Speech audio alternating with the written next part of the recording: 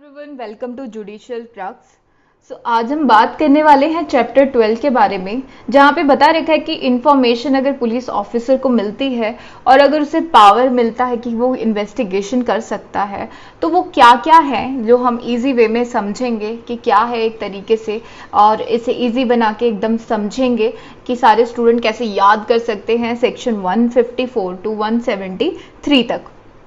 उसके साथ साथ में, जैसे मैंने लास्ट टाइम आपको एक वीडियो बताया था, वीडियो में कि किस तरीके के प्रोसीजर फॉलो किए जाते हैं इंडिया में क्रिमिनल केसेस के लिए, तो मैंने 3 स्टेप फॉलो करने के लिए कहा था।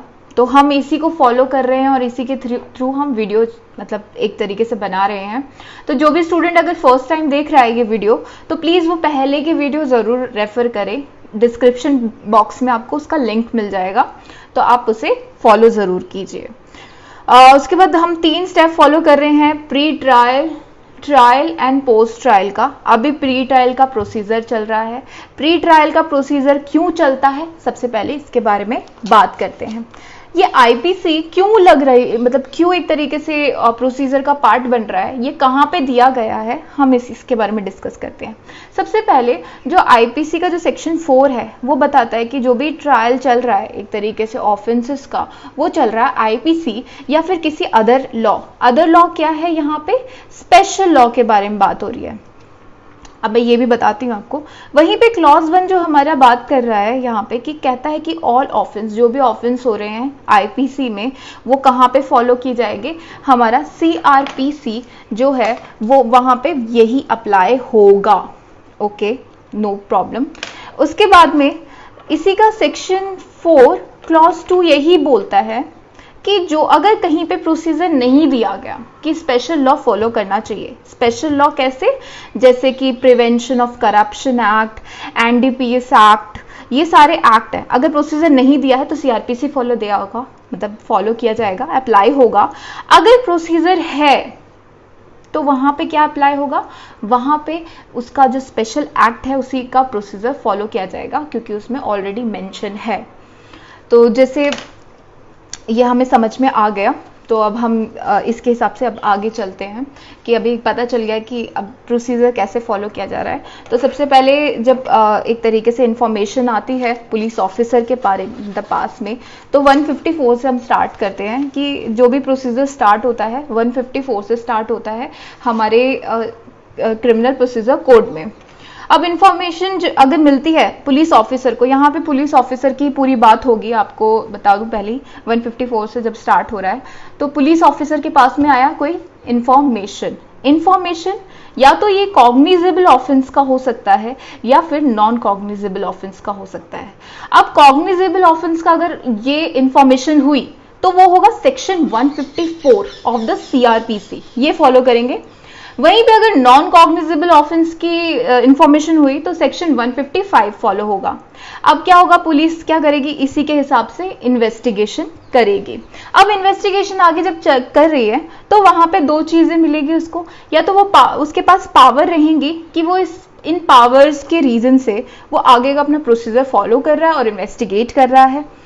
तो जब सबसे पहले हम जब पावर की बात करते हैं, तो पावर सबसे पहले उसको कहां से मिलती है, 156 से। 156 में ये पावर मिलती है कि कॉग्निजेबल केस है, तो मतलब अगर ये प्राइमा फेसाई केस देख के ये समझ में आता है कि yes this is a cognizable offence, तो कॉग्निजेबल ऑफेंस लग रहा है कि यस हुआ है, तो यहां से पावर मिली और वहीं पे क्या किया, 154 में बयान लिख दिया पुलिस ऑफिसर ने। अब क्या हुआ कि अब लग रहा है कि वो कॉग्निजेबल ऑफेंस है या नहीं है। अब ऐसी फीलिंग आती है तो वो क्या करता है, प्रिलिमिनरी इंक्वायरी करता है। जहाँ पे आप ललिता जो केस है, ललिता कुमारी वर्सेस स्टेट ऑफ यूपी का केस जो है, इसमें भी यही चीज बोली गई है कि अगर जो सुप्रीम कोर्ट की गाइडलाइंस थी उसमें ये कहा था कि प्रिलिमिनरी इंक्वायरी अगर इस तरीके से बैठेगी तो 7 दिन का टाइम पीरियड दे रखा है, तो ये बहुत इंपॉर्टेंट हो जाता है, ये प्री का क्वेश्चन भी बन जाता है इसी वजह से। अब सेक्शन 160 की बात करते हैं। सेक्शन 160 में क्या दे रखा है, पुलिस ऑफिसर को पावर है किसी भी विटनेस को बुला के उससे क्वेश्चन पूछने का। अब एग्जामिनेशन तो 161 में कर रहा है, मगर 160 में पावर मिली है एक तरीके से पुलिस ऑफिसर को। उसके बाद वो क्या कर सकता है, सर्च सर्च के लिए जा सकता है और सर्च वारंट भी इशू कर सकता है। अब सर्च वारंट के लिए या तो ये हो सकता है कि अगर आउटसाइड इंडिया की बात भी हो सकती है, आउटसाइड इंडिया में जब होगा तो 166A और B फॉलो होगा। ये डन है, पावर हमें समझ में आ गई, नो प्रॉब्लम।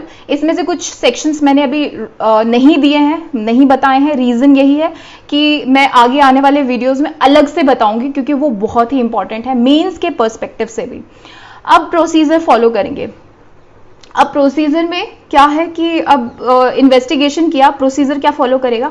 सबसे पहले सेक्शन 167 के बारे में बात करते हैं। अब 167 से पहले हमें सेक्शन 157 ऑफ द सीआरपीसी के बारे में बात करना होगा। सेक्शन 57 बोलता है कि अगर 24 घंटे से ज्यादा का टाइम पीरियड हो गया तो पुलिस ऑफिसर के पास में बिल्कुल भी एक तरीके से वो डिटेन नहीं कर सकता, किसी भी मतलब अरेस्ट करके अपने मतलब उसमें रख नहीं सकता जेल में। और सेक्शन अगर ये कंप्लीट नहीं होता, 57 नहीं हो पाता है, तो हमें प्रोसीजर जो फॉलो करना है वो सेक्शन 167 का प्रोसीजर फॉलो करना है जो इसमें दे रखा है। अब ये प्रोसीजर है अलग है, इसको हम अलग से भी तरीके से बात करेंगे, मगर अभी हम फिलहाल यहीं पे स्टिक रहते हैं कि आगे क्या है। सेक्शन 157 है, ये बात करते हैं इन्वेस्टिगेशन की कि किस तरीके से इन्वेस्टिगेशन करना है, ठीक है। अब ये रिपोर्ट, अब जो रिपोर्ट अब पुलिस ऑफिसर ने बनाई, अब कहाँ पे सबमिट करनी है, कैसे सबमिट करनी है, इसके बारे में दे रखा है सेक्शन 158 में कि कैसे सबमिट करना है। आपको ये रिपोर्ट यहाँ पे दे रखा है ऑलरेडी, मगर वहीं पे क्या होता है कि कभी कभी कि जो सबऑर्डिनेट ऑफिसर्स होते हैं वो इन्वेस्टिगेशन कर देते हैं। तो अब वो जब इन्वेस्टिगेशन करते हैं तो उनको क्या करना है, उसका जो भी रिजल्ट निकला है उन्हें क्या करना है, वहां पे हमारे उनके जो सीनियर्स होंगे उन्हें एक तरीके से ऑफिसर इंचार्ज को देना है। वहां पे सेक्शन 168 में ये चीज मेंशन है, तभी ये जो सबमिट होगी सेक्शन 158 में, तब जाके वो सबमिट होगी, सबऑर्डिनेट ऑफिसर नहीं कर सकता है। इसके बाद में अब ये रिपोर्ट जो भी मिली है एक पुलिस ऑफिसर को, इसमें या तो एविडेंसेस की कमी हो सकती है या फिर एविडेंस प्रॉपर तरीके से दिए गए हो सकते हैं। अब जहां कमी रहेगी वो सेक्शन 169 में मेंशन्ड है, और जहां पे सफिशिएंट है उस पर्सन के लिए कि हाँ मैजिस्ट्रेट को आगे फॉरवर्ड करेंगे, पॉजिटिव है एक तरीके से चालान, और इसमें क्या कहते हैं जो भी पर्सन है उसे पनिशमेंट भी होगी, तो ये सेक्शन 170 में दे रखे हैं। अब जब डेफिशिएंट है एविडेंसेस, तब मैं आपको एक तरीके से प्रोसीजर बताऊं कि जब डेफिशिएंट होते हैं एविडेंसेस, तब क्या होता है कि एक्यूज जो पर्सन है उस पर्सन को पुलिस ऑफिसर रख नहीं सकता। पहले तो अगर वो कस्टडी में है तो उसे जेल से निकालना होगा, साथ ही में अगर श्योरिटी है या नहीं है, बस एक बॉन्ड भरवा के एक पेपर में कि आपको क्या करना है, जब भी अगर मैजिस्ट्रेट इसमें कॉग्निजेंस लेता है और ट्रायल स्टार्ट होती है तो आपको यहाँ पे प्रेजेंट होना है। तो ये बोल के डायरेक्शन देके ऑफिसर उनको भेज देता है घर पे। अब यहाँ जब सफिशिएंट होता है सेक्शन 170 में, तो अगर बेलेबल ऑफेंस है तो बेल दे दिया उस पर्सन को और उसे छोड़ दिया, और अगर नॉन बेलेबल है तो उसका एक अलग से चलेगा यहाँ पे, और मैजिस्ट्रेट के आगे एविडेंसेस जाएंगे।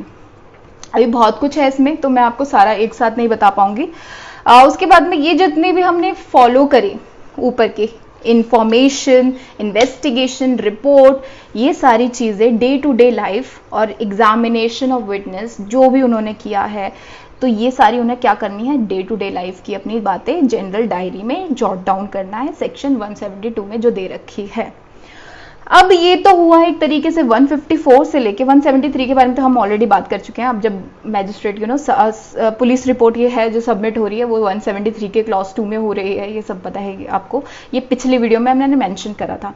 अब जब ये सब हो गया है तो 174 से लेके 176 सेक्शन ये इंक्वेस्ट के बारे में बात करते हैं। मतलब कि जैसे सुशांत सिंह राजपूत के साथ में हुआ अभी कि इंक्वेस्ट जब उनकी एक तरीके से पुलिस ऑफिसर ने इन्वेस्टिगेशन करी तो ये डिक्लेयर कर दिया कि वो सुसाइड था और उसका पोस्टमार्टम भी होने नहीं दिया, या जो भी था। ये पुलिस ऑफिसर की ड्यूटी है अच्छे से कि उन्हें बताना है, और इसके बारे में जो भी बता रखा है वो 174 से लेके 176 में दे रखा है कि किस तरीके से उन्हें चेक करना है कि ये सुसाइड है या नहीं है। बाकी उन जुडिशरी का रोल और पुलिस ऑफिसर का रोल हम समझ गए, इतना काफ़ी है हमारे लिए। तो अगर आपको वीडियो पसंद आती है तो प्लीज़ लाइक कीजिए, शेयर कीजिए, सब्सक्राइब ज़रूर कीजिए अगर आप नए पहली बार आते हैं। इसके साथ मैं आपको बता दूं कि अगला जो हमारा रहेगा, हम सिर्फ FIR के बारे में बात करेंगे कि FIR क्या होता है, और मैं आपको ये भी बताऊंगी कि सेक्शन कैसे तोड़े जाते हैं, कैसे याद रखना है और कैसे उनकी इंपॉर्टेंट बातें हमेशा आपको तोड़ तोड़ के पढ़नी है। अगर वीडियो पसंद आता है तो प्लीज़ ज़रूर लाइक कीजिएगा और शेयर भी कीजिएगा। Thank you very much everyone.